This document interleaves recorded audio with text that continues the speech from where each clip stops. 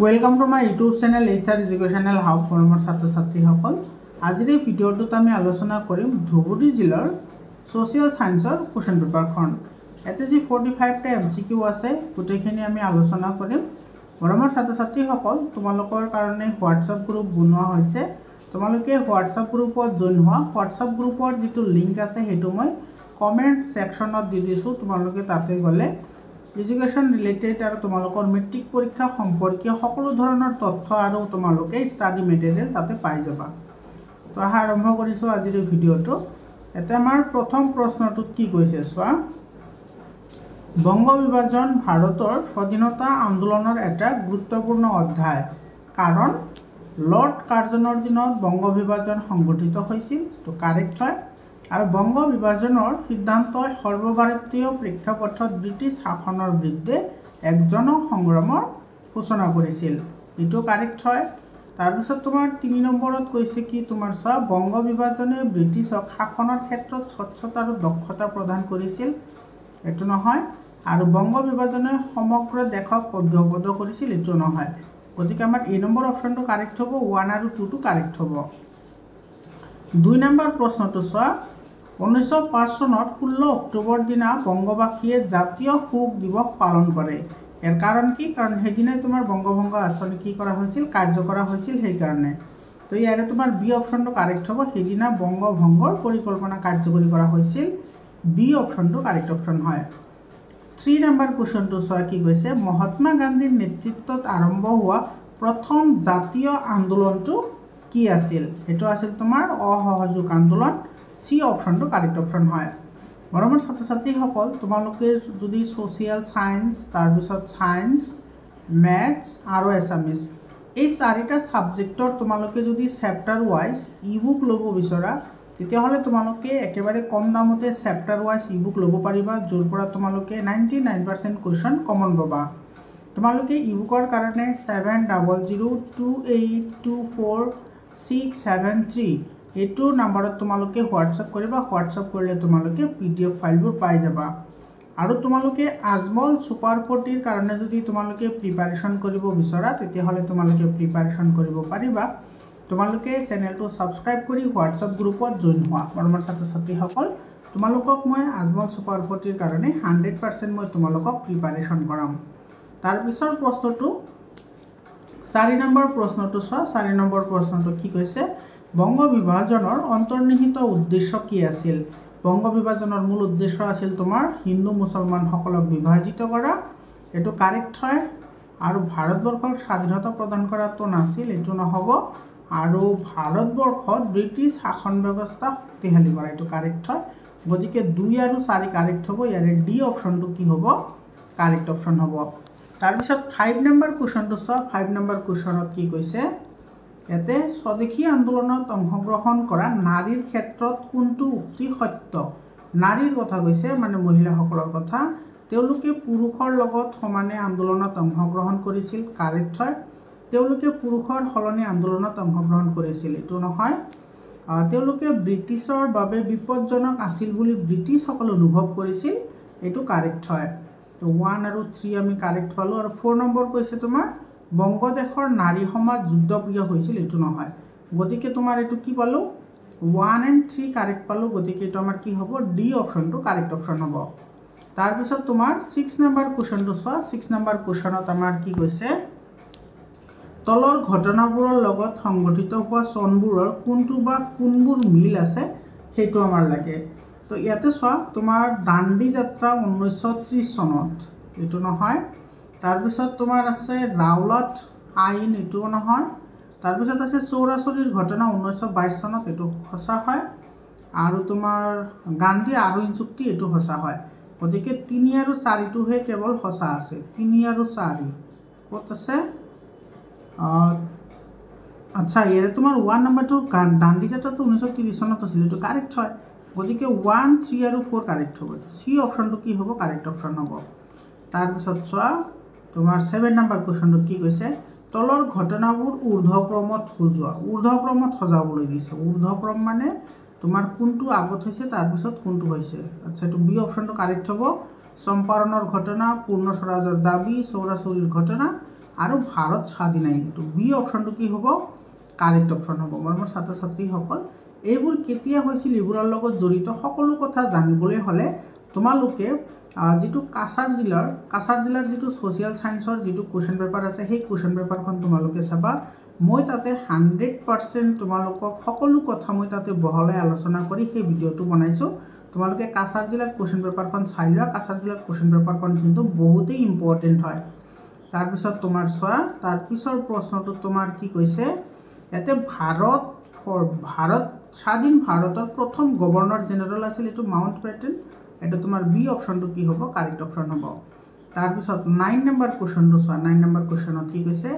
Rowlatt আইন সম্পৰ্কে তলৰ কোনটো বিকল্প শুদ্ধ নহয় কোনটো বিকল্প শুদ্ধ নহয় 1919 চনত ব্ৰিটিছ চৰকাৰে ৰাওলাট আইন প্ৰণয়ন কৰিছিল সঁচা হয় ৰাওলাট আইনে মানুহক বিনা গোচৰতে কাৰাগাৰত নিক্ষেপ কৰিবলৈ অধিকাৰ প্ৰদান কৰিছিল এইটো সঁচা হয় তাৰ পিছত 3 নম্বৰত কৈছে গান্ধীয়ে ৰাওলাট আইনৰ প্ৰতিবাদত 1900 চনত সত্যাগ্ৰহ আৰম্ভ কৰিছিল এইটো কাৰেক্ট হয় ৰাওলাট আইনৰ প্ৰতিবাদত ৰবীন্দ্ৰনাথ ঠাকুৰে ব্ৰিটিছ চৰকাৰ প্ৰদান কৰা নাইট উপাধি ঘূৰাই দিছিল এইটো নহয় এইটো তোমাৰ নহয় কাৰণ এইটো তোমাৰ অসহযোগ আন্দোলন আৰু ভাৰতীয় আন্দোলনৰ লগতে নাইট উপাধি পৰিত্যাগ কৰাৰ কথা আছে গতিকে ডি অপশ্যনটো আমাৰ কি হ'ব ইয়াৰে কাৰেক্ট অপশ্যন হ'ব 10 নম্বৰ কোৱেশ্চনটো চাই এইটো তোমাৰ এই প্ৰশ্নটো কিন্তু তোমাৰ কামৰূপ মেট্ৰ' জিলাতো আহিছে এইটো লং কোৱেশ্চনত 3 মাৰ্কৰ কাৰণে কোৱেশ্চনটো আহিছে এইটো তোমাৰ ডিটেকচন কৰিবলৈ দিছে এইটো কাৰ লগত জড়িত হেতু কৰিবলৈ দিছে আৰু তোমাৰ ইয়াৰে কাৰণবোৰ লিখিবলৈ দিছে এইটো ভাৰতীয় আন্দোলনৰ তোমাৰ ফটো হয় ভাৰতীয় আন্দোলন এইটো বি অপশ্যনটো কি হ'ব কাৰেক্ট অপশ্যন হ'ব তাৰ পিছৰ প্ৰশ্নটো চোৱা এইটো 11 নম্বৰ কোৱেশ্চনত তোমাৰ 11 নম্বৰ কোৱেশ্চনত কি কৈছে ইয়াতে যে ভাৰতীয় আন্দোলনৰ বিষয়ে তলত দিয়া উক্তিকেইটা বিচাৰ কৰা আন্দোলনৰ বিষয়ে কোনকেইটা বিকল্প শুদ্ধ কোনটো শুদ্ধ হেবুৰহে লাগে আমাৰ ভাৰতীয় আন্দোলনে আগষ্ট বিপ্লৱ নামেৰেও জনা যায় এটো তোমাৰ কি হয় কাৰেক্ট হয় তাৰ পিছত তোমাৰ কৈছে যে লুন আইনৰ বিৰোধিতা কৰিছিল নহয় অসহযোগ আন্দোলনতে লুন আইন বিৰোধিতা কৰিছিল তাৰ পিছত তোমাৰ কৈছে 1942 চনত এই আন্দোলনৰ আৰম্ভণি হৈছিল এটো সঁচা হয় আৰু তোমাৰ এই আন্দোলনৰ স্লোগান আছিল কৰিম কিম্বা মৰিম এটো কাৰেক্ট হয় গতিকে তোমাৰ 1 3 আৰু 4 কাৰেক্ট হ'ব এটো ডি অপশ্যনটো কাৰেক্ট অপশ্যন হ'ব 12 নম্বৰ কোৱেশ্চনটো চোৱা এতে কি কৈছে দক্ষিণ আফ্ৰিকাত থকা অৱস্থাত মহাত্মা গান্ধী উলিয়া বাতৰি কাকতখনৰ নাম আছিল ইণ্ডিয়ান অপিনিয়ন এটো তোমাৰ ডি অপশ্যনটো কাৰেক্ট হ'ব তাৰ পিছত 13 নম্বৰ কোৱেশ্চনটো এছাৰশন ৰিজনিংৰ কোৱেশ্চন হয় চোৱা ব্ৰিটিছ চৰকাৰে প্ৰৱৰ্তন কৰা মুদ্ৰা অৰ্থনীতিয়ে অসমৰ মানুহৰ মনত তীব্ৰ অসন্তুষ্টিৰ সৃষ্টি কৰিছিল এটো সঁচা হয় আৰু কাৰণ দিছে চোৱা এই মুদ্ৰা অৰ্থনীতি সৃষ্টি কৰা মহাজন শ্ৰেণীয়ে অসমীয়া লোকসকলক বাৰুকৈ জুৰুলা কৰিছিল এটো তোমাৰ কি হয় কাৰেক্ট হয় গতিকে এছাৰশন ৰিজন দুটা সঁচা হ'ব লগতে ৰিজন টেষ্টনৰ শুদ্ধ ব্যাখ্যাও হ'ব আমাৰ সি অপশ্যনটো কি হ'ব কাৰেক্ট হ'ব 14 নম্বৰ কোৱেশ্চন চোৱা 14 নম্বৰ কোৱেশ্চনত তোমাৰ কি কৈছে এতে ইয়ান্ডাবু সন্ধি ইষ্ট ইণ্ডিয়া কোম্পানী আৰু কাৰ মাজত হৈছিল বাৰ্মিজ সকলৰ মাজত এটো ডি অপশ্যনটো কাৰেক্ট হ'ব 15 নম্বৰ কোৱেশ্চনটো চোৱা ব্ৰিটিছে অসমত দাস প্ৰথা বিলুপ্ত কৰাৰ অন্তৰ্নিহিত কাৰণ কি আছিল যে চাহ জনজাতিৰ যাতে মানুহসকল বাঢ়ে অৰ্থাৎ মানুহৰ যাতে অভাৱ নহয় হয়নে হয় এটো ডি অপশ্যনটো কাৰেক্ট হ'ব নতুনকৈ খোলা চাহ বাগিচাবোৰত মানুহৰ অভাৱ দূৰ কৰিব বিচাৰিছিল ডি অপশ্যনটো কাৰেক্ট হ'ব 16 নম্বৰ কোৱেশ্চনটো চোৱা 16 নম্বৰ কোৱেশ্চনটো তোমাৰ কি কৈছে সিপাহী বিদ্ৰোহৰ অপৰাধত মনিৰাম দেৱানৰ লগত কাক ফাঁসি দিয়া হৈছিল পিয়লি বৰুৱা কিন্তু বি অপশ্যন কাৰেক্ট হ'ব তাৰ পিছত তোমাৰ ইয়াতে মিলাবলৈ দিছে 17 নম্বৰ কোৱেশ্চনটো তোমাৰ মিলাবলৈ দিছে সো এটো ম্যাচ দা ফলোইং দিছে তোমাৰ ইয়াতে আছে জয়ন্তীয়া বিদ্ৰোহ এটো তোমাৰ উকিয়াং নংমাৰ তোমাৰ এটোৰ লগত ৰিলেটেড হয়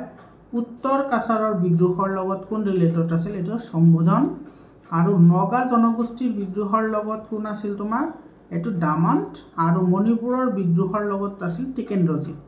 গতিকে এটো এনেকে মিলিব 14b3 সো কত আছে 14b3 14b এটাতে আছে সোনিটো এই নম্বৰ অপশ্যনত আছে গতিকে আমাৰ এই নম্বৰ অপশ্যনটো কি হ'ব কাৰেক্ট অপশ্যন হ'ব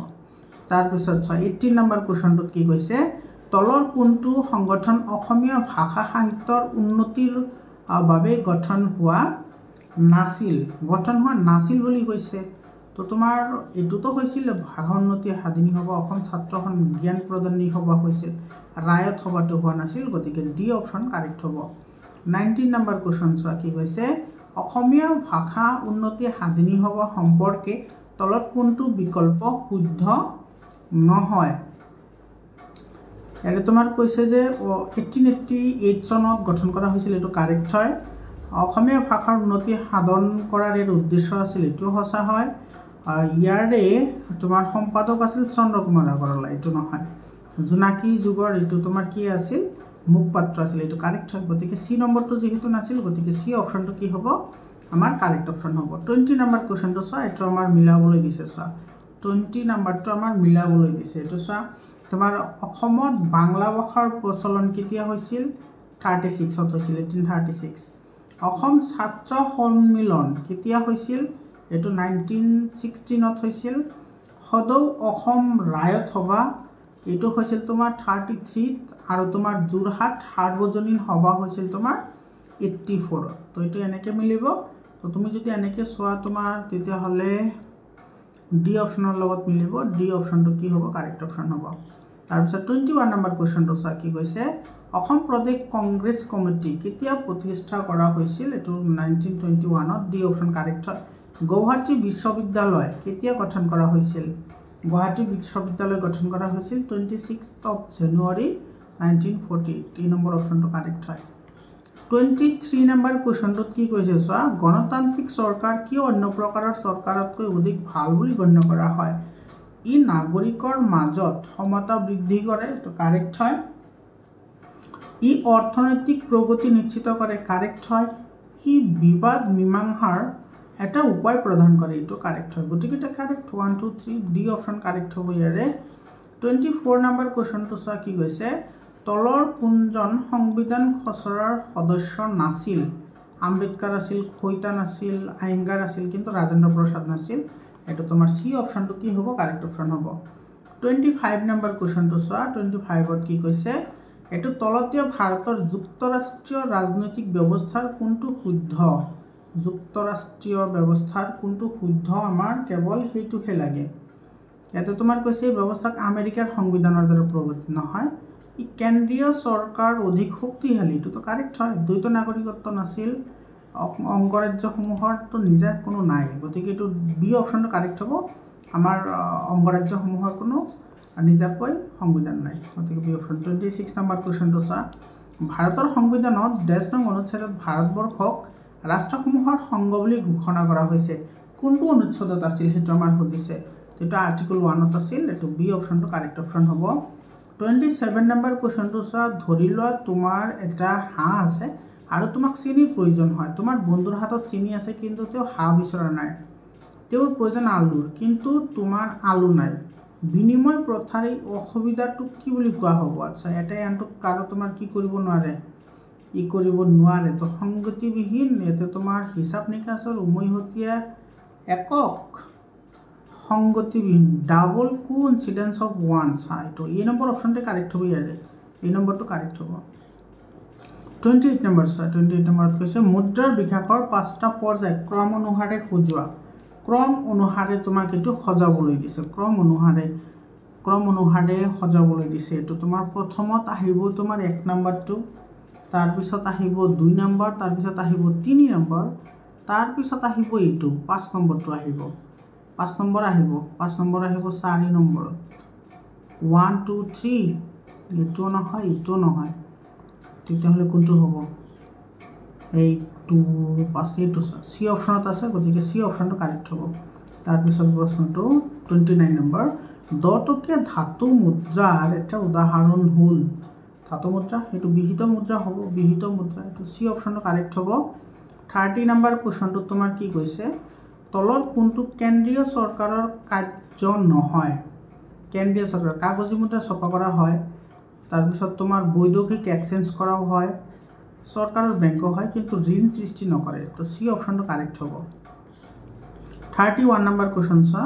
তলৰ কোন উক্তিবোৰ চোৱা আৰু শুদ্ধ উত্তৰটো বাছি লোৱা চেক এখন অবিহিত মুদ্ৰা কাৰেক্ট হয় এজন ব্যক্তিয়ে চেক গ্ৰহণ নকৰিব পাৰে তো কাৰেক্ট হয় গতিকে দুটা কাৰেক্ট হ'ব সি অপশন কাৰেক্ট হ'ব ইয়াৰে তাৰ পিছত 32 নম্বৰ কোৱেশ্চনত কি কৈছে তলৰ কোনবোৰ কৃষি ভূগোলৰ বিষয়বস্তু বুলি কৈছে কৃষি ভূগোল কৃষি প্ৰকাৰ সাস্টেইনেবল ডেভেলপমেন্ট সম্পদ সংৰক্ষণৰ ব্যৱস্থাপনা আৰু তোমাৰ কৃষিকাৰ্যৰ বিতৰণ এইটো তোমাৰ এই নম্বৰ 4 নম্বৰটো হয় সংৰক্ষণৰ ব্যৱস্থাপনাটো নহয় বহনক্ষম নহয় কৃষিৰ প্ৰকাৰ নটো 1 আৰু 4 কাৰেক্ট হ'ব ইয়াৰে 1 and 4 কাৰেক্ট হ'ব এইটো ডি অপশনটো কি হ'ব কাৰেক্ট অপশন হ'ব তাৰ পিছত তোমাৰ এইটো 33 নম্বৰ কোৱেশ্চনটো চোৱা 33 নম্বৰত কি কৈছে তোমাৰ ৰাহুলে অটো ৰিক্সা চলাই জীৱিকা উপাৰ্জন কৰে কোনটো বৃত্তিত পৰিব এইটো অটো চালক হলে তোমাৰ কাৰখানায় বনাব তো কাৰখানায় বনোয়া হয়েছে দ্বিতীয় কাম তাৰ পিছত চলোৱা হয়েছে তৃতীয় কাম এইটো সি অপশন কাৰেক্ট হয় 34 নম্বৰ কোৱেশ্চনটো চোৱা জাপান সুইজাৰল্যান্ড টাইৱান আদিৰ দৰে দেশত প্ৰাকৃতিক সম্পদ তথা কেঁচা সামগ্ৰীৰ অভাৱ থকা সত্ত্বেও এইবোৰ দেশ বিশ্বৰ অগ্ৰণী আৰু সমৃদ্ধশীল দেশ কাৰণ মানৱ সম্পদৰ বিকাশ হৈছে এইটো কাৰেক্ট হয়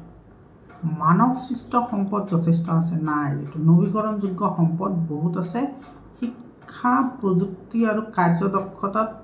আগবঢ়া এইটো তো তোমাৰ 1 আৰু 4 কারেক্ট হ'ব 1 and 4 এইটো সি অপশনটো কারেক্ট অপশন হ'ব তাৰ পিছত চোৱা 35 নম্বৰ কোৱেশ্চনটো চোৱা কি কৈছে তলৰ উক্তিবোৰ পৰা আৰু শুদ্ধ উত্তৰটো বাছি লোৱা সম্পদ পৰিৱৰ্তনশীল সঁচা হয় তোমাৰ যিবোৰ সম্পদ মানৱ সম্পদৰ বৰ্তমান মানৱ সমাজৰ বাবে বিপদজনক সেইবোৰ পিছত গৈ আমি তো ব্যৱহাৰ কৰিব পাৰোঁ মানে এটা কৈছে না যায় গতিকে এইটো নহয় তো কেৱল 1 টো শুদ্ধ হ'ব এই নম্বৰ অপশনটো কাৰেক্ট অপশন হ'ব তাৰ পিছত তোমাৰ 36 নম্বৰটো তোমাৰ মিলাবলৈ দিছে 36 নম্বৰটো মিলাবলৈ দিছে তোমাৰ জাতীয় সম্পদ হ'ব এইটো মালিকী সত্ত্ব আচ্ছা মালিকী সত্ত্বৰ ওপৰত ভিত্তি কৰি তোমাৰ এইটো কৰা হৈছে জীৱীয় সম্পদ তোমাৰ গঠন অনুসৰি হৈছে মানৱ সৃষ্ট সম্পদ হৈছে সৃষ্টি প্ৰক্ৰিয়া অনুসৰি আৰু নৱীকৰণযোগ্য সম্পদ হৈছে স্থায়িত্ব অনুসৰি গতিকে এইটো মিলিব কোনটোত মিলিব এইটো 1s2q এইটো